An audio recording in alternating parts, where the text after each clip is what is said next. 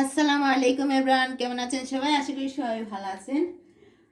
তো আপনাদের সামনে আজ আমি একটি ভিন্ন রকম ভিডিও নিয়ে আসলাম। তো ভাবলাম আপনাদের সাথে শেয়ার করি।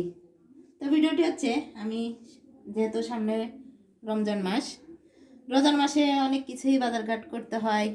তা আমি কতটুকু কি বাজার করলাম, মানে সম্পূর্ণ বাজার করি নাই, যেহেতু কিছু বাজার করলাম, ভাবলাম যে বাজারের ভিডিওটা আপনাদের সাথে একটু শেয়ার করি। যেহেতু আমরা কন্টেন্ট মেক করি, তাই আমরা ঘরের মানে টুকিটাকি সবই শেয়ার করি আপনাদের সাথে। তো চলেন দেখি। আপনার ভাইয়া কালকে রাতে সব বাজার করে নিয়ে আসছে, আমি এখনও বাজারগুলো তুলিনি। তো ভাবলাম আপনাদের সাথে শেয়ার করি আর বাজারগুলো গুছিয়ে নিই।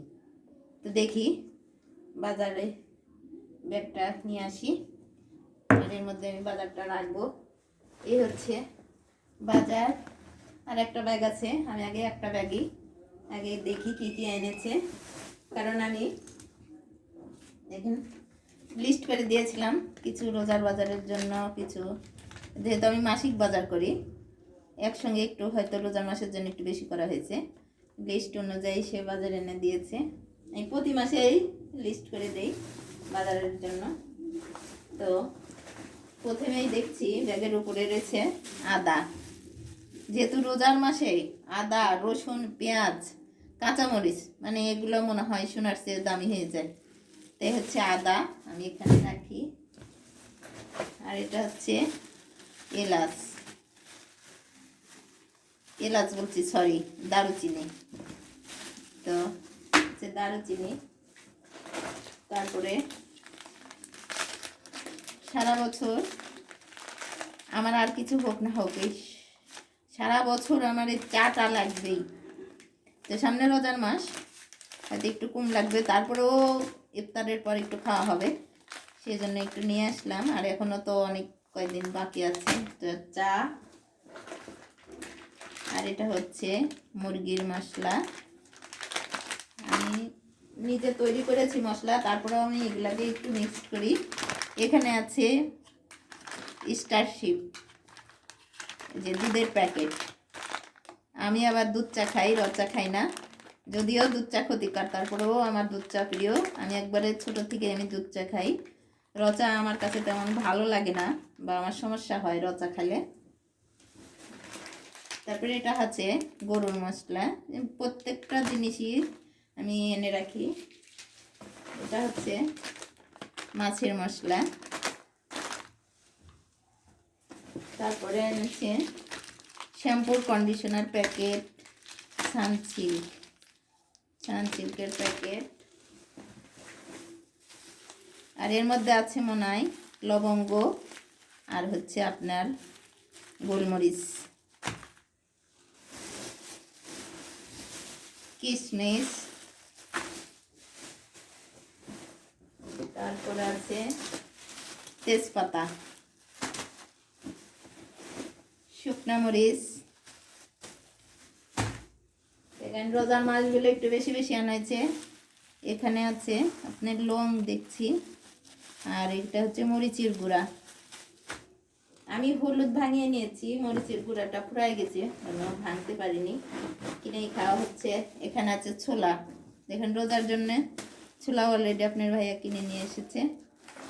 যেহেতু সে ডিউটি করে, সময়ের অভাবে করতে পারবে না, সামনে ঝামেলা, তো বললো যে একবারে সময় থাকতেই করে আনি, যতটুকু পারে পরে আবার আনা হবে। এখানে আছে কাঁচা বাদাম, সকালে আমি ভিজায় রেখে বাদাম খাওয়া হয়। কাঁচা বাদাম, কিশমিশ, আর আপনার হচ্ছে খেজুর, এগুলা ভিজায় সকালে খাওয়া হয়। গুড় গুড় এদের বেশি করে আনা হয়েছে। তারপরে এখানে দেখছি আরও আছে এই যে লবণ, দেখেন মাসে আমার 1 কেজি লবণ লাগে, লবণ একবারে নিয়ে আসি। তারপর আছে কাপড় কাচা সাবান, একটা ভীম বার, তারপরে হচ্ছে ভীম লিকুইড। আমার ভীম বার দিয়ে আমি যতই থালাবাটি মাজি, তারপরেও আমার একটা ভীম লিকুইড লাগবেই। এখানে আছে হুইল পাউডার, এই তো আমার বাজার। দেখি আর একটা ব্যাগে কি আনছে। এখানে দেখেন আর একটা ব্যাগ, এর মধ্যে দেখছি রসুন, দেখেন 1 কেজির ভিতরে রসুন, আর এর ভিতর আছে সরিষার তেল।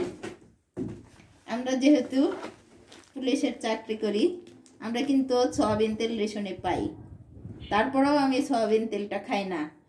আর ওটা শুধু আমি রাখি খাওয়ার জন্য, আপনার তেলের ভাজা পোড়া বা এমনি ডিম ভাজিটা আবার সরষের তেল দিয়ে খাওয়া যায় না। ধরেন এই অন্যান্য কারণের জন্য আমি ওখানে সয়াবিন ব্যবহার করি। আর রান্না বাড়ির জন্য আমি দেখেন ওই তেলের বদলে আমি সরিষার তেল খাই। সরিষার তেল নিয়ে আসছি, আর সঙ্গে সয়াবিন ব্যবহার করি, কারণ সয়াবিনের থেকে সরিষার তেল বেশি উপকারী, বেশি কার্যকারিতা বেশি। এই জন্য আপনার ভাইয়া সয়াবিন খাওয়া অনেক দিন হলো বাদ দিয়ে দিয়েছে, এই জন্য এখন থেকে সরিষা খাই। তো এই ছিল আমার আজকের বাজার।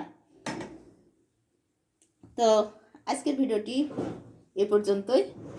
যদি ভিডিওটি ভালো লেগে থাকে অবশ্যই লাইক কমেন্ট শেয়ার করে পাশে থাকবেন। আর যদি আমার এই ভিডিওটি ইউটিউব চ্যানেল থেকে দেখে থাকেন তো অবশ্যই সাবস্ক্রাইব করতে ভুলবেন না। তো সে পর্যন্ত সবাই ভালো থাকবেন। আবার দেখা হবে অন্য কোনো ভিডিওতে, অন্য কোনো ব্লগে। আল্লাহ হাফেজ।